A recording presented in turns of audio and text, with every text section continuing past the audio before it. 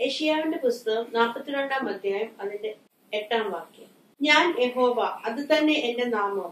ഞാൻ എന്റെ മഹത്വം മറ്റൊരുത്തനും എന്റെ സ്തുതി വിഗ്രഹങ്ങൾക്കും വിട്ടുകൊടുക്കുകയില്ല. വചനം പറയുന്നു, ഞാൻ യഹോവ, അത് തന്നെ എന്റെ നാമം. ഹല്ലേലൂയ. ഞാൻ എന്റെ മഹത്വം മറ്റൊരുത്തനും എന്റെ സ്തുതി വിഗ്രഹങ്ങൾക്കും വിട്ടുകൊടുക്കത്തില്ല. മഹത്വത്തിനും ആരാധനയ്ക്കും യോഗ്യനായവൻ ഒരുവൻ മാത്രമേ ഉള്ളൂ, നമ്മുടെ പിതാവായ ദൈവം.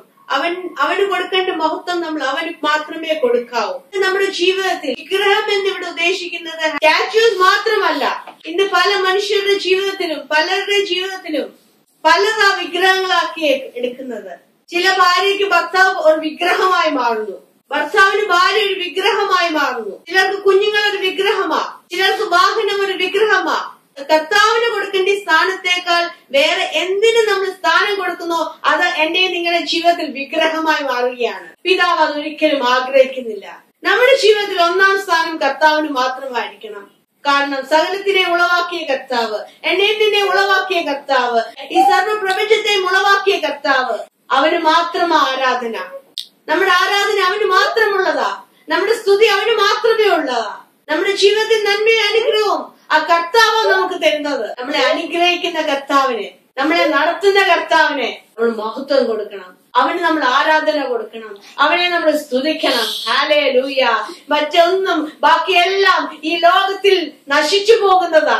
വേറെ എന്തിന് നമ്മൾ ആഗ്രഹം വെച്ചാലും, വേറെ എന്തിന് നമ്മൾ പ്രിയം വെച്ചാലും അതെല്ലാം നശിച്ചു പോകുന്നതാ. അതെല്ലാം ഈ ഭൂമിയിലേക്ക് മാത്രമേ ഉള്ളൂ. തന്നെത്താനൊന്ന് ചിന്തിച്ചു നോക്കണം, തന്നെത്താനൊന്ന് ശോധന ചെയ്ത് നോക്കണം.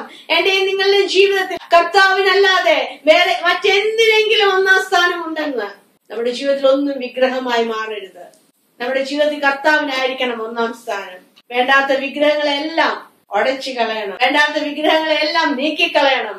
നമ്മുടെ ജീവിതത്തിൽ നിന്ന് വേണ്ടാത്ത വിഗ്രഹങ്ങളെ എല്ലാം നീക്കിക്കളയണം. യേശുവിന് മഹത്വം കൊടുക്കണം, പിതാവിന് മഹത്വം കൊടുക്കണം. സകല ആരാധനയ്ക്കും യോഗ്യനായവൻ അവൻ മാത്രമാ. സകല പൂഴ്ചയ്ക്കും യോഗ്യനായവൻ അവൻ മാത്രമാ. എന്റെ നിങ്ങളുടെ ആരാധന ആ പിതാവിനോടാകട്ടെ. എന്റെ നിങ്ങളുടെ സ്തുതി ആ പിതാവിനോടാകട്ടെ. ഈ വചനങ്ങളാൽ ദൈവമായ കർത്താവ് എല്ലാവരെയും അനുഗ്രഹിക്കട്ടെ. ഒരു നിമിഷം പ്രാർത്ഥിക്കാം. കർത്താവെ സ്തുതിക്കുന്നു. യേശുവിന്റെ നാമത്തിൽ അപ്പാ നിന്റെ സന്നിധിയിലേക്ക് നിൽക്കുമ്പോൾ ഹല്ലേലൂയ കർത്താവെ, ഓരോ മക്കളെ നിന്റെ കരങ്ങളിൽ ഏൽപ്പിച്ചു പ്രാർത്ഥിക്കുന്നു.